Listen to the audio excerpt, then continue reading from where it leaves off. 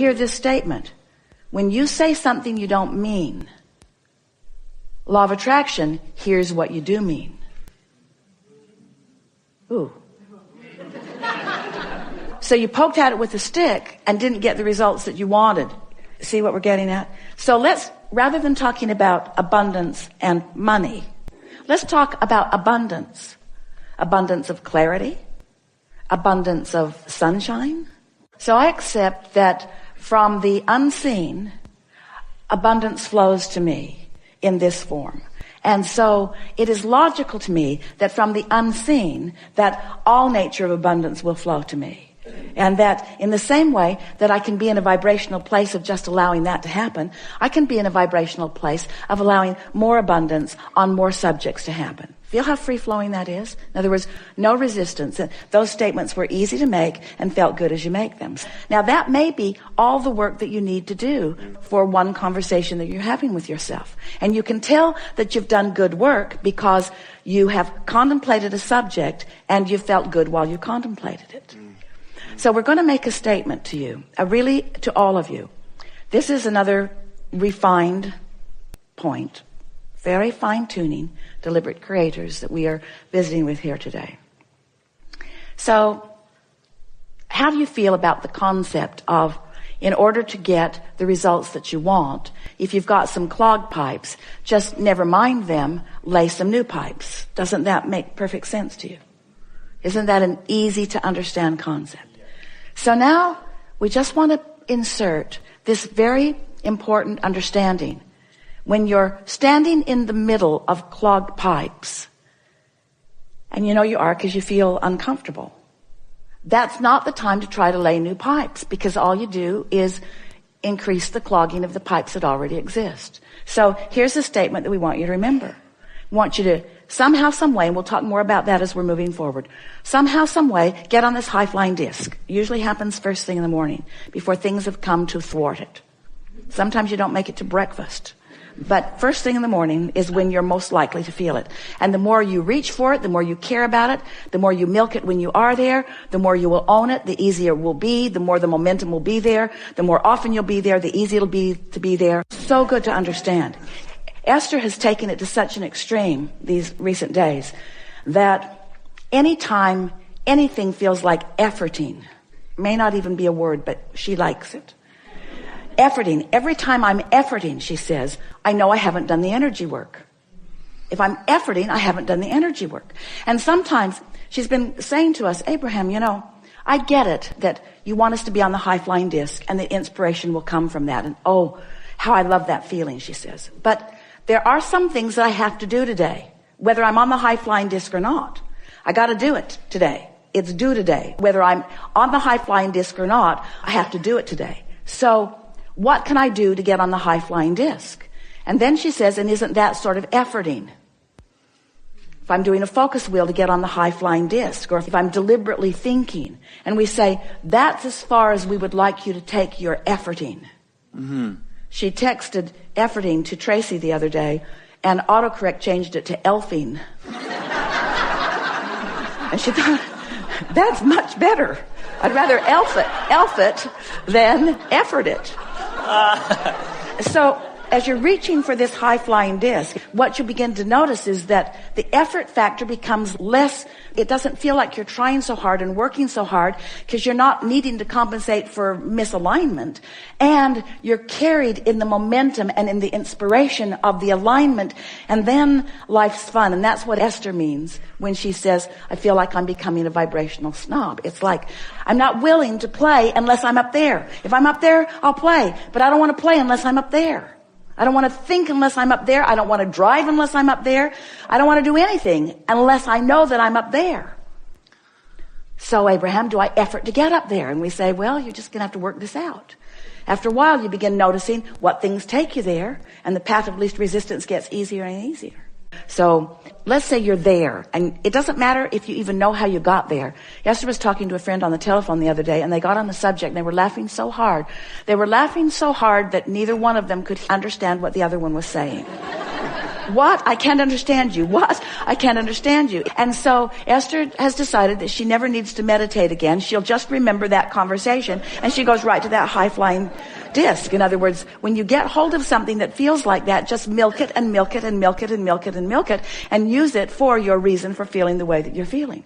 So here's the statement. We've been teasing you about it. It's time to deliver it to you. Do all of your laying of new pipes from your high-flying disc. All of them from your high-flying disc.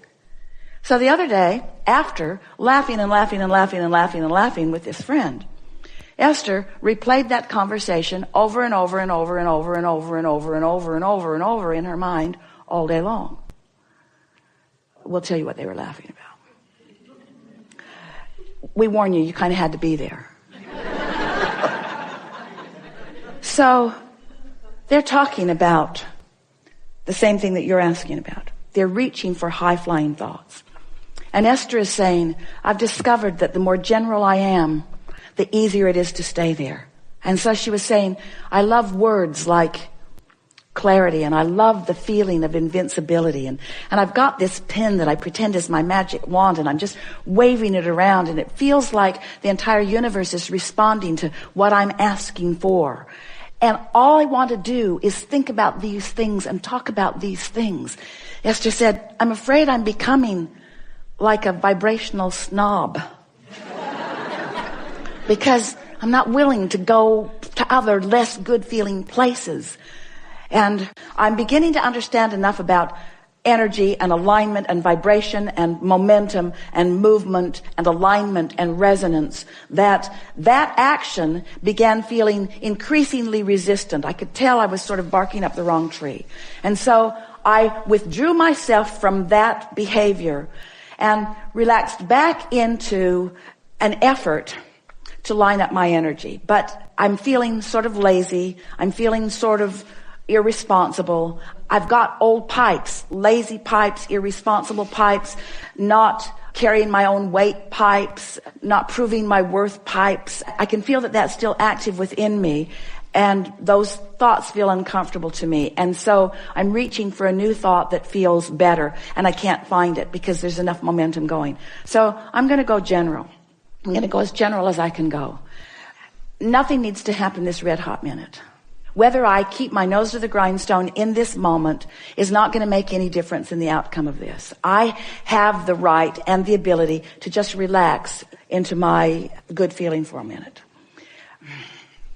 I understand that the laws of the universe are in place. I'm getting better and better at applying them for myself. I know for sure that I have the ability to focus, and I understand the power of focus. And I so love inspired action. I can feel the power in inspired action. And I love the feeling of inspired action. I love working in concert with the laws of the universe. I like moving toward the things that I want. I love that feeling of momentum. I like the idea of the leverage of the universe. I like the idea of having access to the energy that creates worlds and flowing it through my focus. I like results I get from alignment. I'm so aware of results that I get from alignment. This lighter feeling that I'm feeling right now is a manifested evidence that I'm coming into resonance with my own power. I can feel that if I can continue this, that ideas of inspiration will begin to flow to me. I can feel that this is not only not wrong action right now, that this is the most right action that I've found in a while. I'm returning to my true empowerment. I'm returning to my true nature. I can feel that I'm dovetailing with the power of the universe. I can feel that I'm lining up with the things that I've put into my vortex. I believe that law of attraction has been assembling all of those cooperative components. And I believe that in this exercise that I'm doing right now, that I'm becoming more one of those cooperative components. And I believe that on that high-flying disc where I'm on that disc and all of the cooperative components are on that disc with the things that I want, that it's not only going to get me really good results eventually, I'm getting really good results now because of the way that I feel right now. I believe that this is the way I'm meant to feel. I believe I'm meant to feel proud of myself. I believe I'm meant to feel invincible. I believe that I'm meant to feel my own empowerment. I believe that I'm supposed to direct the energy that creates worlds. I believe that the sifting and the sorting that I've done has all been about that. I believe I'm in the right place at the right time. I love my vitality. I love my ability to act. I want to jump into action. I want to make things happen. I want to be a cooperative component. I want to be the deliberate creator of my own experience. I love the feeling of energy flowing through me. I love this feeling of empowerment. I love accessing the energy that creates worlds. I love directing it toward things that matter to me. I love the ideas that are flowing now. I love the ideas that are coming next. I love this world in which I live. I love everybody and where they are. I'm so appreciative of all of the action-oriented people in this world. I adore those who are acting no matter what, and I so enjoy those that are acting out of inspiration. I so love being one who is acting out of inspiration.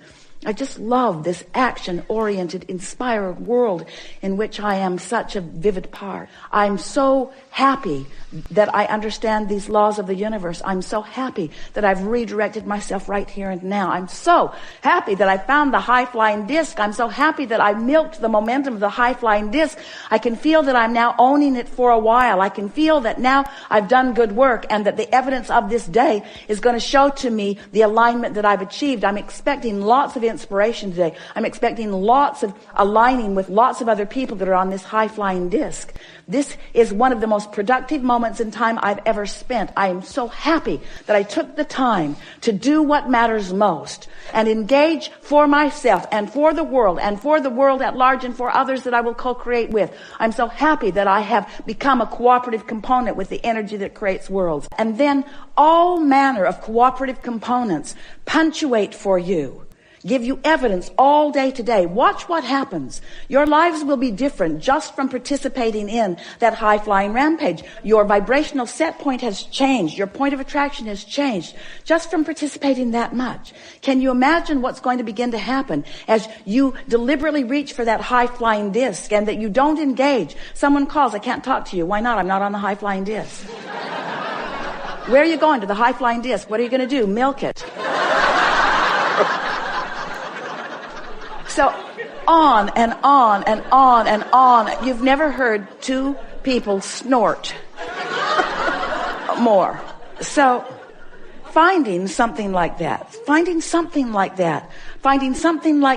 and milking it just for the fun of it, milking it just for the clarity of it, causes you to practice that high-flying vibration and gain momentum of that high-flying vibration and make it more likely that that is the high-flying vibration that you own. Make it easier to be there. So after that, Esther went to bed that night playing that over and over and over in her mind. She had a long conversation with her daughter Tracy, who was waiting to pick someone up at the airport, telling her the story and laughing and laughing and laughing and laughing and laughing.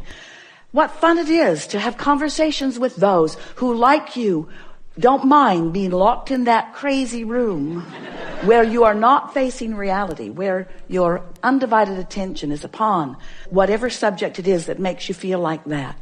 So Esther went to sleep in that vibration. And when she awakened in the morning, such an interesting thing happened. Because her first thought, now she's been listening to us for a long time, talking about how when you prepave, when you go to bed thinking about good things, and you'll wake up thinking about good things. And Esther woke up, and the first thought that was in her mind was maybe the most troubling thought that she's experienced in the last several years. That was the thought that was in her mind. But she was so consciously aware of all of these concepts that we've been talking about that she said to herself right out loud, I've got 16 seconds to shake this thought. 16 seconds to return to my high-flying disc. 16 seconds to lay my new pipes about this subject. And then energy just flooded all through her as she realized that this was her high-flying disc. This was her chance to take a subject that had been troubling and approach it from her high-flying disc. And she left it in a place never to return to again. You see what we're getting at? We've enjoyed this interaction more than words can begin to describe or define. And we want to acknowledge the vibrational place that you now are. These conversations go longer than they need to, but in the process, we do manage to find vibrational alignment more and more and more with that high-flying disc. And you manage, by your willingness to play here, by your willingness to focus, and by sheer being in the environment of this higher